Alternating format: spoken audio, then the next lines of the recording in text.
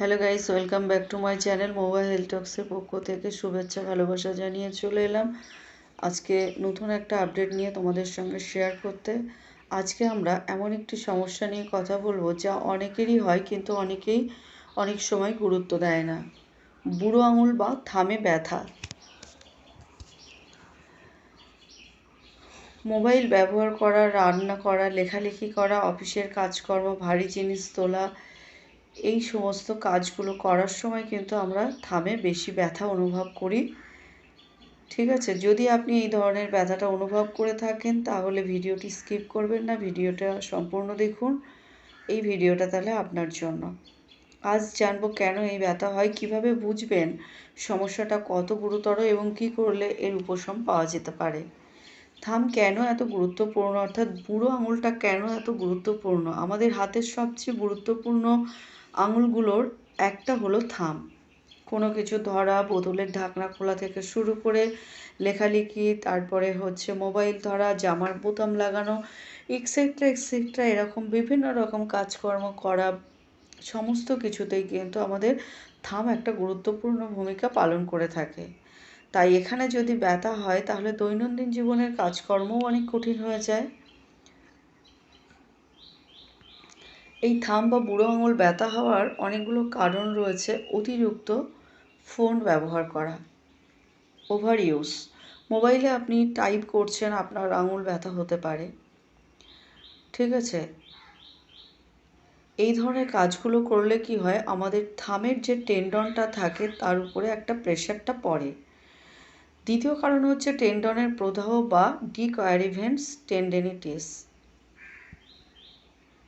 এতে থামের গোড়ায় ব্যথা হয় বা কবজি নাড়ালে ব্যথা আরও বেড়ে যেতে পারে। তৃতীয় কারণ হলো আঘাত বা মচকানো। আপনি হয়তো পড়ে গেছেন, পড়ে যাওয়ার সময় মোচকা লেগে যেতে পারে বা কোনোভাবে ওখানে আঘাত লেগেছে। ঠিক আছে,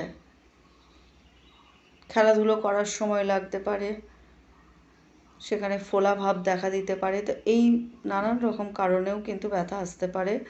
আর চতুর্থ কারণ হচ্ছে অ্যাথরাইটিস। বয়স বাড়ার সাথে সাথে এই ধরনের সমস্যাগুলো বেশি লক্ষ্য করা যায়। ঠিক আছে, থামের গোড়ায়, একদম বুড়ো আঙুলের গোড়ায় জয়েন্টের ক্ষয় হলে দীর্ঘদিনে এটা ব্যথা হতে পারে।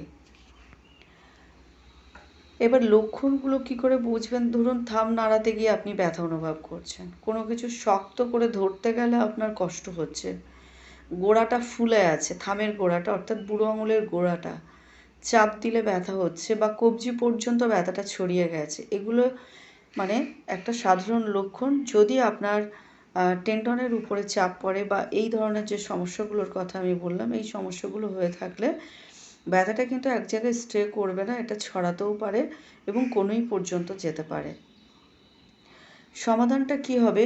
আমাদের ঘরোয়া যে চিকিৎসা পদ্ধতি রয়েছে সেটা হচ্ছে, প্রথমে কয়েকদিন আপনি থামটাকে বিশ্রাম দিন, অর্থাৎ বুড়ো আঙুলটাকে একটু রেস্টে রাখুন। অতিরিক্ত মোবাইল ব্যবহারটা কমান। দিনে 3 থেকে 4 বার করে 15-20 মিনিট ধরে বরফ সেঁক দিন, এতে অনেকটাই উপকার পেয়ে যাবেন। প্রয়োজনে আপনি থাম যে স্প্লিন্ট ওটা ব্যবহার করতে পারেন। হালকা স্ট্রেচিং ও ফিজিওথেরাপি দরকার রয়েছে। যদি দেখেন যে ব্যথাটা দীর্ঘদিন ধরে হচ্ছে বা ফোলা ভাবটা কিছুতেই কমছে না, আঙুলটা অবশ অবশ ভাব চলে আসছে, তাহলে কিন্তু অবশ্যই চিকিৎসকের পরামর্শটা নিতে হবে। ঠিক আছে, অনেক সময় কি হয়, আমাদের আঘাত লাগার পরে আঙুলটা নাড়াতে পারি না, খুব বেশি ফোলা থাকে। ঠিক আছে, স্টিফ ব্যাপারটা অনেক বেশি বেড়ে যায়। তো এই ধরনের সমস্যাগুলো যদি 2-4 দিন বা 4-5 দিনের ভিতরে না কমে তাহলে অবশ্যই চিকিৎসকের পরামর্শ নেবেন। সেক্ষেত্রে ফিজিওথেরাপিস্ট বা অর্থোপেডিকের সাহায্য নিতে পারেন। থামের ব্যথাকে অবহেলা করবেন না। শুরুতেই সঠিক যত্ন নিলে কিন্তু বেশিরভাগ ক্ষেত্রে সমস্যার সমাধান করা সম্ভব হয়ে থাকে। ভিডিওটা যদি ভালো লাগে তাহলে অবশ্যই একটা ছোট্ট করে লাইক করে দিও। আর এখানে আমি কিছু এক্সারসাইজ তোমাদের সঙ্গে শেয়ার করলাম। দেখো, এই এক্সারসাইজগুলো করলে কিন্তু অনেকটাই উপকার পাওয়া যাবে। এক্সারসাইজগুলো তোমরা খুব সফটলি করবে। ঠিক আছে, আস্তে আস্তে করে করার চেষ্টা করবে, দেখবে অনেকটা আরাম হচ্ছে। এবং যদি দিনে 2 বার করে করতে পারো তাহলে খুব ভালো হবে। ওকে, আর এক্সারসাইজগুলো করে তোমার কোনো উপকার হচ্ছে কিনা অবশ্যই আমার কমেন্ট